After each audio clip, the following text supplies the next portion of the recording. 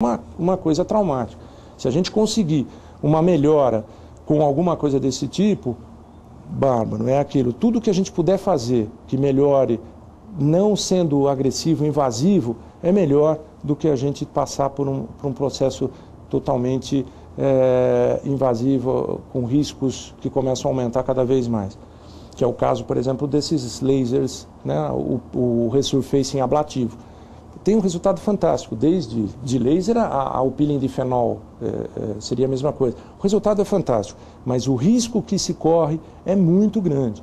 Então, tudo que eu puder fazer para minimizar os riscos é bom para todo mundo, tá certo? É bom para vocês que estão operando isso e podem ir para casa, pôr a cabeça no travesseiro e dormir sossegado, que o seu paciente vai estar bem, e para o paciente também, né, que é a peça mais importante aí, tá certo? Então, é uma combinação dessas duas lâmpadas que acaba fazendo esse processo. Você estimula com calor profundo da luz infravermelha e, nesse momento, a gente vai ter um tempo de exposição, e esse tempo é muito importante. A gente vai estar falando um pouquinho disso também. E depois que eu estimulei com a luz infravermelha, eu vou estar aplicando a luz âmbar, que tem uma finalização. Ela vai dar condições para que aquele estímulo que eu consegui com a luz infravermelha seja realizado no organismo. Então ela vai finalizar esse trabalho, tá certo? Aqui é um esqueminha mostrando, isso daqui é a luz ultravioleta, que é ultravioleta A, ultravioleta B e ultravioleta C. Eu uso isso aqui muito para falar, vamos dizer assim, antes de começar uma palestra desse tipo. Por quê? Porque nós vamos falar de fotoenvelhecimento, o que o sol acaba provocando. Nesse caso, eu estou utilizando para mostrar mais um pouquinho de comprimento de onda só, né?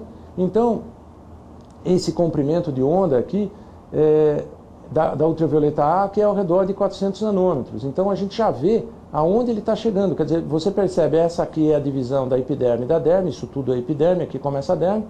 E a nossa luz âmbar, ela vai agir mais ou menos nessa área aqui, na derme superficial e média.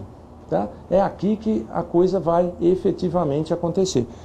E nós vamos ver que o comprimento de onda do infravermelho, ele vem numa condição mais profunda, de derme profunda, né, e derme reticular e de tecido subcutâneo.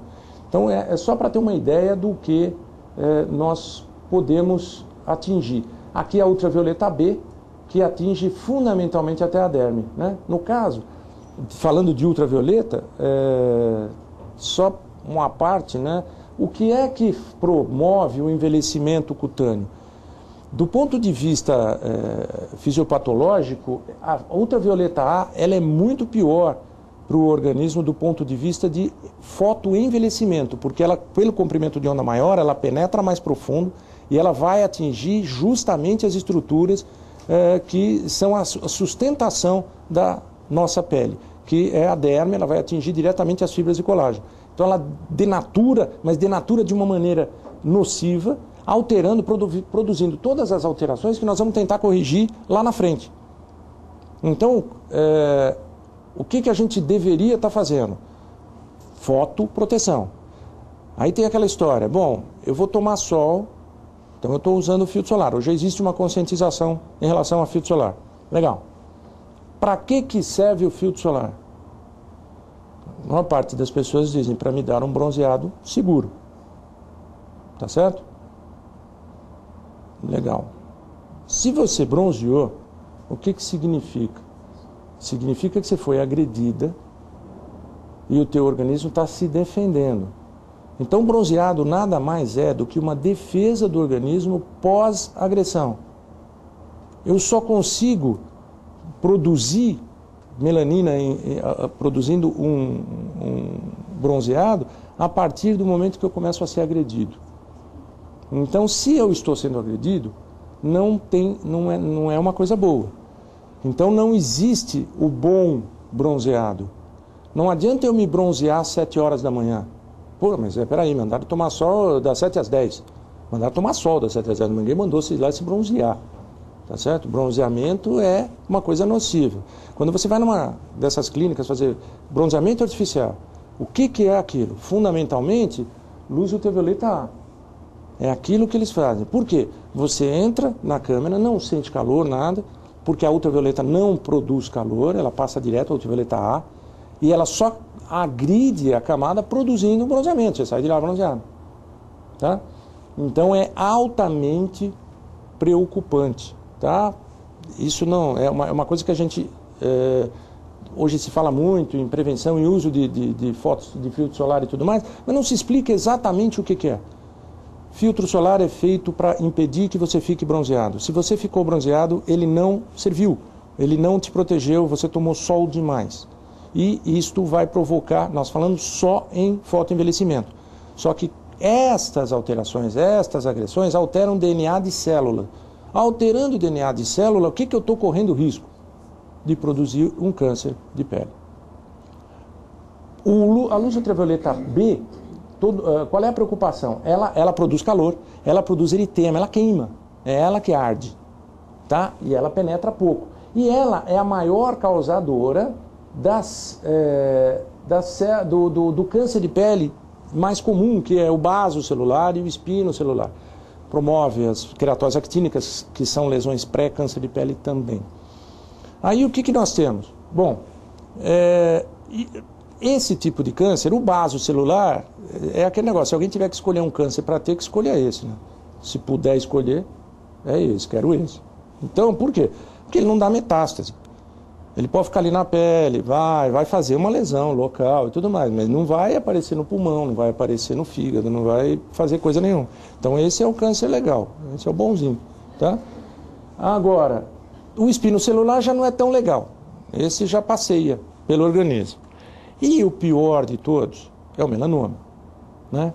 Mas a gente vê, né, o melanoma ele é um câncer tão ruim que você, uma vez que ele deu uma metástase e foi parar no cérebro, no osso, não tem mais o que fazer com ele. Não tem químio, rádio, imunoterapia, nada funciona contra essa célula. Ou seja, a pessoa vai morrer em função disso. Então, por outro lado, Deus é grande, né?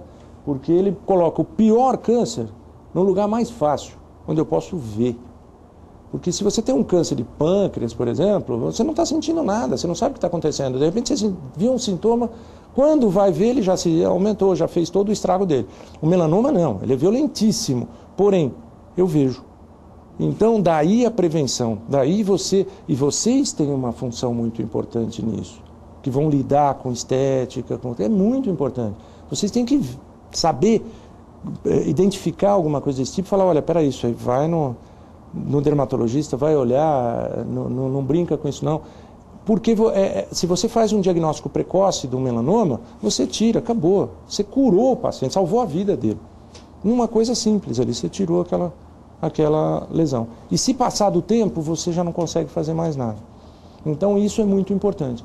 E estudos têm mostrado cada vez mais a influência da ultravioleta A, que é a luz boazinha, essa coisa toda, na gênese do melanoma. Então, muito cuidado com o sol. Esquece tudo que eu falei, isso não tem nada a ver, sábado de manhã vocês não vieram aqui para isso, tá certo? Vai lá tomar sol, fica bronzeado, tudo bem. Mas é uma coisa importante a gente estar citando. E aqui uma estruturinha da pele, né? Então nós temos aqui a epiderme, que tem essa espessura, aqui a camada córnea, né? Que já é uma camada de células anucleadas, e que é aquela que vai tendo uma descamação. Daqui para baixo, derme, e aqui embaixo a hipoderme. Então a derme é onde tudo acontece, né? Aqui um exemplo das papilas dérmicas de uma maneira tridimensional, e aqui bidimensional, como a gente vê num corte histológico.